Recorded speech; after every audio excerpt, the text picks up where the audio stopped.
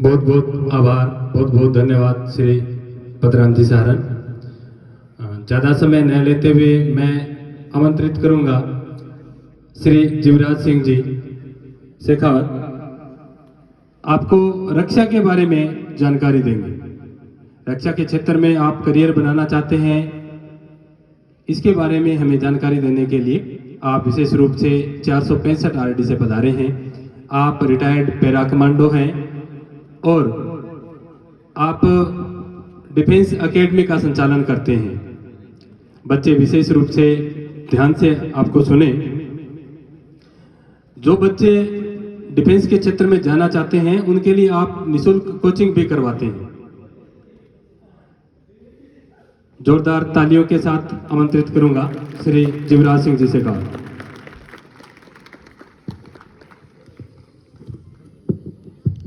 जय हिंद।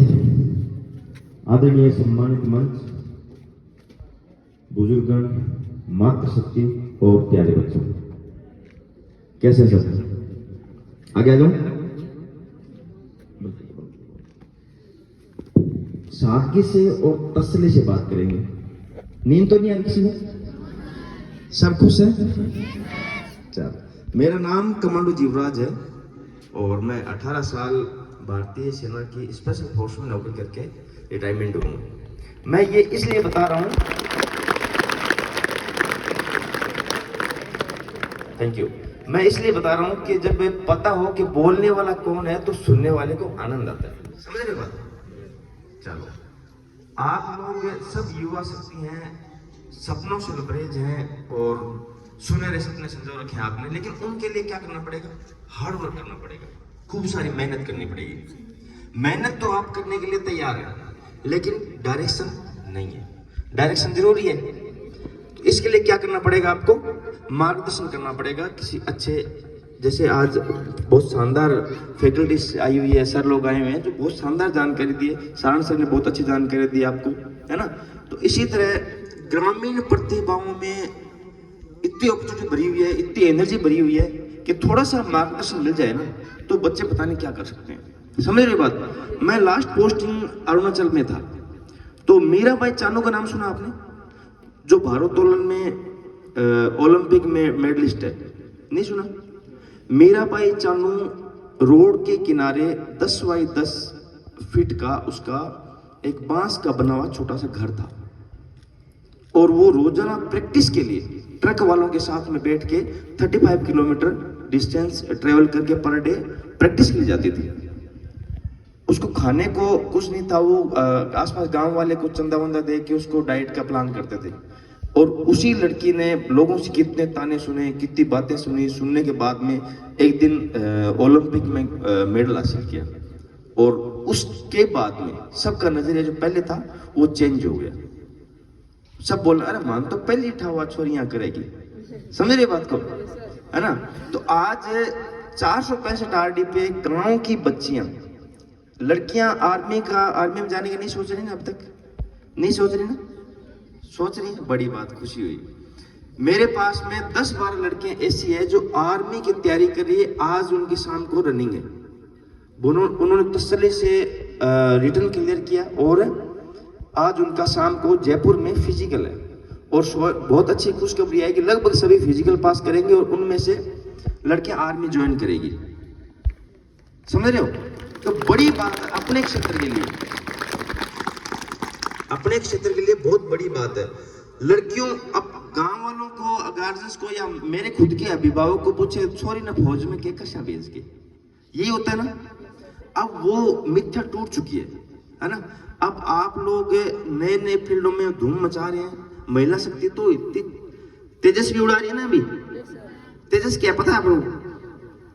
चलो, अभी अपने को डिफेंस में जाने के लिए क्या क्या चीज चाहिए? डिफेंस 2 प्रकार का होता है, एक तो आंतरिक सुरक्षा ले लो या एक बाहरी सुरक्षा ले लो, ठीक है? 2 तरीका हो गया। या दूसरे शब्दों में बोला जाए तो एक वो डिफेंस है जो रक्षा मंत्रालय के अंडर आता है, दूसरा वो है जो गृह मंत्रालय के अंडर आता है। बात समझ रहे मेरी? समझ आ रही बच्चों को? जिसको समझ नहीं आता है मेरे से पूछना, सर ये चीज कैसे होगी, मैं बताऊंगा आपको, ठीक है? आंतरिक सुरक्षा है, उसके अंदर जैसे पुलिस डिपार्टमेंट आ गया, दिल्ली पुलिस आ गई, सीआरपीएफ, सीआईएसएफ, जिसको पैरामिलिट्री फोर्सेस बोलते हैं, जैसे अपना बॉर्डर की सुरक्षा करती है बीएसएफ, है ना, CRPF, CISF, BSF, Assam rifle, ITBP, ये सब डिपार्टमेंट किसके अंडर आ गए? किसके अंडर आ गए? पैरामिलिट्री फोर्स के अंडर आ गए, जो आंतरिक सुरक्षा को मजबूत करते हैं। समझ गए बात को इतना? अब इसमें जाने के लिए आपको क्या क्वालिफिकेशन चाहिए? सबसे पहले एजुकेशन 10वीं पास होनी चाहिए आपकी, सिंपल 10वीं पास। अगर किसी बच्चे का ग्रेस भी लगा हुआ है तो भी कोई दिक्कत नहीं, समझ रहे हो? किसी बच्चे का 10वीं में ग्रेस भी लगा है, डिवीजन नहीं है, कोई दिक्कत नहीं, आप इसमें जा सकते हैं। बढ़िया सा आपको रिटर्न की तैयारी करनी है। इसमें पहले क्या होता है? क्या होता है? पहले रिटर्न होता है, पहले लिखित एग्जाम होगा, उसके बाद में क्या होगा? फिजिकल होगा, उसके बाद क्या होगा? भागदौड़ होगी। भागदौड़ में क्या है? 5 किलोमीटर रनिंग है, इजी है, बिल्कुल आसान है, कोई दिक्कत नहीं। उसमें रिटर्न की थोड़ी आपको तैयारी करनी पड़ेगी। उसके बाद क्या होता है? उसके बाद होता है मेडिकल आपका, ठीक है, मेडिकल फिटनेस देखी जाती है और उसके बाद मेरिट निकलती है और सिलेक्शन हो जाता है। पर ये लगभग ये मानो आप 50,000 वैकेंसियां आ रही है इसकी, पैरामिलिट्री फोर्सेज की। क्या क्या आता है इसके under? CRPF, CISF, ITBP, Assam rifle, SSB, समझ रहे हो? ये सारे डिपार्टमेंट इसके अंडर आते हैं। ये तो होगी आंतरिक सुरक्षा बोल दो या गृह मंत्रालय के अंडर का डिपार्टमेंट हो गया। अब दूसरे साइड अपने चलते हैं, आर्मी। सेना के कितने भाग हैं? सेना के कितने भाग हैं? 3 भाग हैं। तीनों पता है? कौन कौन सा? जल, थल, वायु, तीन। अब सबसे पहले कवर करते हैं अपने थल सेना, जो अपने इन्फेंट्री है, जो यहाँ पे आसपास जो फौजी देख रहे हो ना, ये किसके भाग है? थल सेना के भाग है। इसमें क्या होता है? सबसे पहले आपको 10वीं में 45% नंबर होना चाहिए। कितने? 10वीं में 45, गर्ल्स का इक्वल है, ठीक है। इसमें बॉयज और गर्ल्स की सेम क्राइटेरिया है, ठीक है। 45 नंबर परसेंटेज किसमें होना चाहिए? आपके 10th में। ग्रेस नहीं लगा होना चाहिए, ग्रेस नहीं लगा होना चाहिए। जो बच्चा 10वीं में अभी 10वीं कर रहा है या 10वीं से नीचे है, वो ठीक से अच्छे से मेहनत करना ताकि ग्रेस की नौबत ना आए, अच्छी डिवीजन बनाना। समझ रहे हो इतनी बात? उसके बाद में क्या होगा? आपका परसेंटेज 45 हो गया, उसके बाद में आपको फॉर्म अप्लाई करना है। अभी थोड़े दिन में जो बच्चियां 10वीं पास है, उनका भी शायद 5-7 10 दिन में फॉर्म अप्लाई स्टार्ट हो जाएंगे, बॉयज और गर्ल्स का सबका, ठीक है। तो इसका फॉर्म अप्लाई करना है। फॉर्म अप्लाई करने के बाद में आपका रिटर्न एग्जाम होगा। क्या होगा? रिटर्न का एग्जाम होगा। रिटर्न के बाद में मेरिट आएगी, कितने बच्चों को रिटर्न क्लियर है, गवर्नमेंट बताएगी कि हम 1 का 15 गुना है वो फिजिकल कॉल के लिए जो उनका लेटर भेजेंगे, ठीक है। उसके बाद में सॉरी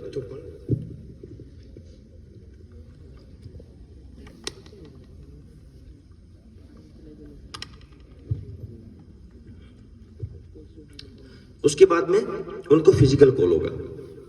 फिजिकल कॉल में उनको रनिंग करनी है 1600 मीटर की। कितनी? 4 चक्कर लगाने होते हैं 400 मीटर के ग्राउंड के। टाइम कितना होता है? टाइम कितना होता है? 8 मिनट। किसके लिए? किसके लिए? गर्ल्स के लिए। कितना टाइम होता है? 8 मिनट होता है। उसके बाद में क्या होता है? उसके बाद क्या होगा? हाई जंप और लॉन्ग। अभी गर्ल्स का बता रहा हूँ, हाई जंप और लॉन्ग जंप। हाई कितना होगा? हाई कितना होगा बताए कोई? किसी ने अप्लाई किया फॉर्म? नहीं किया, गुड शाबाश, कोई बात नहीं। 3.5 फीट। कितना है? 3.5 फीट। और लॉन्ग कितना होता है? 10 फीट।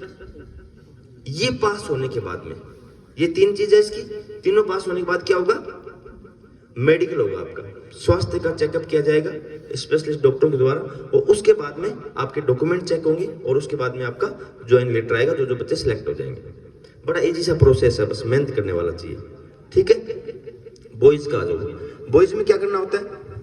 टाइम आपका 5.5 से डाउन चाहिए। 5 मिनट 20 सेकंड 1600 मीटर के लिए। कितना चाहिए? 5 मिनट 20 सेकंड 1600 मीटर का टाइम है। उसके बाद क्या होता है? उसके बाद क्या होगा? बीम होगी। कितनी होगी? बीम होगी। नाक लगाता है ना बीम में, वो वाला। कितने होंगे? कितने होंगे? 10। समझ गए? 10 बीम होगी। उसके बाद क्या होगा? वेट होगा आपका, हाइट होगी, चेस्ट होगा आपका, उसके बाद में मेडिकल प्रिस्क्रिप्शन होगा, ठीक है। मेडिकल के बाद में डॉक्यूमेंटेशन होगा और उसके बाद आपका जॉइनिंग लेटर आ जाएगा। ये प्रोसेस किसका हो गया। अब इसके अंदर अलग अलग डिपार्टमेंट है, इसमें अलग अलग डिपार्टमेंट है। अब ये जो जीडी का है, अगर जनरल ड्यूटी आर्मी में आप भर्ती होने जाएंगे फाइटिंग फोर्स में, तो आपको इसमें मार्किंग है, एक्सीलेंट रनिंग है आपकी, तो फिजिकल में कितने नंबर मिलेंगे आपको रनिंग के, कितने नंबर मिलेंगे 60 नंबर, कितने मिलेंगे 60 नंबर। आप उसमें गुड हैं तो कितने मिलेंगे 48 नंबर, ठीक है। आप बीम 10 मार रहे हैं पूरी पूरी तो कितने नंबर मिलेंगे आपको 40, 100 नंबर का आपका फिजिकल है, ठीक है। इसी में आदरणीय गुरुदेव ने भी बताया था कि टेक्निकल जो आईटीआई जो बच्चे किए होते हैं, जो बच्चे आईटीआई किए होते हैं, उनको अगर टेक्निकल डिपार्टमेंट में जाना है, टेक्निकल डिपार्टमेंट जाना तो उनको फिजिकल क्वालिफाई करना है, समझ रहे हो। उनकी बीम कम भी है तो भी पास हो जाएंगे, अगर रनिंग थोड़ी कमजोर है तो भी पास हो जाएंगे। तो आईटीआई होल्डर बच्चे हैं जो टेक्निकल डिपार्टमेंट जाना चाह रहे हैं, उनके लिए और अच्छा बेनिफिट है। इतनी बात समझ आ गई आपको। उसके बाद क्या होता है, उसके बाद में टेक्निकल वाला टेक्निकल चले। अब ये पूछने वाली बात अक्सर, टेक्निकल वाले क्या काम करते हैं और जीडी वाले क्या काम करते हैं, है ना क्वेश्चन दिमाग में। टेक्निकल वाले जितने भी व्हीकल हैं उनका मेंटेनेंस, समझ रहे हो, इलेक्ट्रिक साइड से, फीडर साइड से, डीजल साइड से, प्लस कम्युनिकेशन जितने भी हैं उसमें ईएमई होती है, रेडियो सेट होते हैं, कम्युनिकेशन करना होता है, ये सारे डिपार्टमेंट है, इनको कौन हैंडल करता है, कौन हैंडल करता है, आईटीआई होल्डर है जो टेक्निकल साइड से भर्ती होते हैं। बात समझ गए। इसमें गर्ल्स नहीं जाती है। इसमें आर्मी में गर्ल्स एक डिपार्टमेंट है जिसमें सीएमपी बोलते हैं उसको, core of military police, girls केवल उसमें जाती है, ठीक है। तो आपको कौन सी तैयारी करनी है, आपको कौन सी तैयारी करनी है, केवल जीडी की, उसमें जीडी ड्यूटी के लिए जाते हैं, ठीक है। उसके बाद में जो बच्चा 12वीं पास है, जो बच्चा 12वीं पास है साइंस से, उसका सिलेक्शन किस में होने के चांसेस है, नर्सिंग में। आपने गांव में कंपाउंडर हुए, टिक्को लगाए हॉस्पिटल, है ना, जब कंपाउंडर है ना, बन फौज में नर्सिंग असिस्टेंट बोला है, एनए बोलते हैं उसको, ठीक है। तो एनए में 12वीं पास होना चाहिए बच्चा, 50% नंबर सभी का होना चाहिए हर सब्जेक्ट में, समझ गए इतनी बात। उसके बाद में टेक्निकल वाले टेक्निकल में चले जाएंगे, ये वाले मेडिकल साइड से उसमें चले जाएंगे। अगर बच्चा क्वालिफाई है, बच्चे में थोड़ा सा भी पोटेंशियल अच्छा है, मेहनती अच्छा है, तो अंदर से आर्मी में भर्ती होने के बाद में आर्मी ऑफिसर का एसीसी एग्जाम होता है, लेफ्टिनेंट कैप्टन मेजर होता है, सुना ऑफिसर रैंक सुनी ना, उसका सिलेक्शन किससे होता है अंदर से, उसमें 2% कोटा होता है। आर्मी में भर्ती होने के बाद में उसका प्रोसेस अलग से होता है। तो आप में अगर क्वालिटी है, आप चाहते हैं कि मैं डायरेक्ट अफसर भर्ती हूँ, तो ट्राई कर सकते हैं। अगर उसमें आपसे नहीं हो पा रहा तो आप पहले फौज में भर्ती हो जाओ, उसके बाद में अंदर से आपको बहुत सारा स्कोप मिलेगा। इतनी बात समझ आ गई। अब होता है क्लर्क साइड, आर्मी का क्लर्क। क्लर्क ड्यूटी में आपकी 12वीं किससे होनी चाहिए, मैथ से होनी चाहिए। किस में होनी चाहिए, मैथ से होनी चाहिए।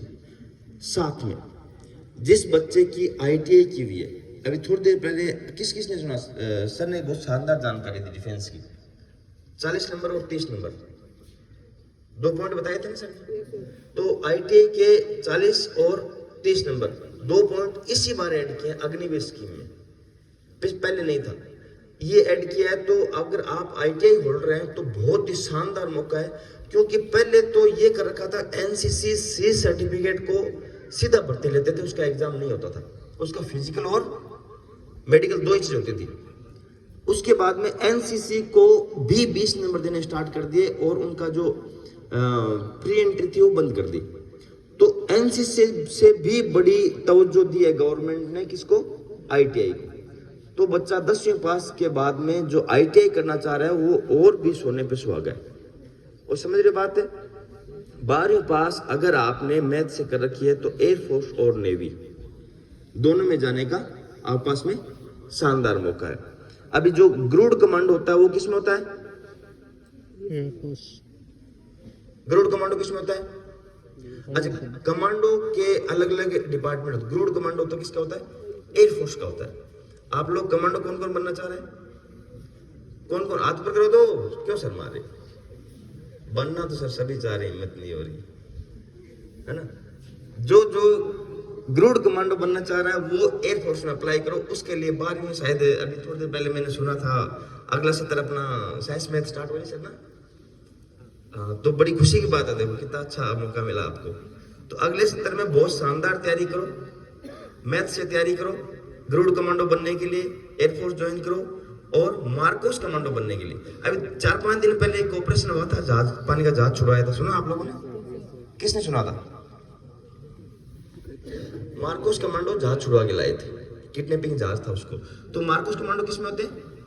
नेवी में होते हैं। किस में होते हैं? नेवी में होते हैं। तो मैथ से आप बढ़िया से तैयारी करो, 12वीं में अच्छे परसेंटेज लेके आओ, कंपटीशन तैयारी करो, उसके बाद में आपका सिलेक्शन नेवी या एयरफोर्स कमांडो में भी हो सकता है। और जीडी में जाने के लिए आपको क्या करना पड़ेगा? जीडी में जाने के लिए क्वालिफिकेशन मैंने बता दी। और मैं जिस प्रक्रिया के थ्रू भर्ती हुआ वो क्या था? जीडी का था। जीडी से आपको पैरा कमांडो बनने का मौका मिलेगा, एनएसजी कमांडो बनने का मौका मिलेगा। ठीक है गर्ल्स, लेडीज भी कमांडो बनती है। पैरामिलिट्री फोर्सेज में कोबरा बटालियन है, पैरामिलिट्री फोर्सेज में कोबरा बटालियन है, सीआरपीएफ का एक पार्ट है। ठीक है, तो उसमें लेडीज कमांडो भर्ती होती है। दूसरा होता है एनएसजी। एनएसजी में सीएमपी के थ्रू भी जाते हैं और पैरामिलिट्री के थ्रू भी उसमें जा सकते हैं। अगर आप में थोड़ा सा भी क्षमता है ना, अगर यहाँ से मजबूती है, घर वाले थोड़ा सपोर्ट करते हैं, तो आप तसल्ली से कमांडो बन सकते हैं। ठीक है, वो बात समझ गए?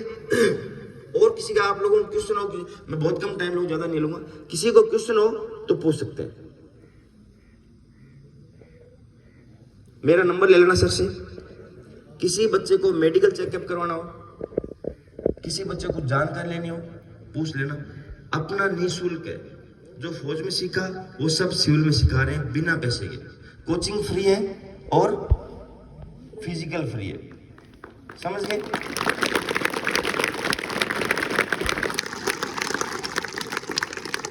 जिस भी बच्चे को मेडिकल चेकअप करवाना हो, सर से नंबर ले लो, मेरे पास 405 RD आ जाओ।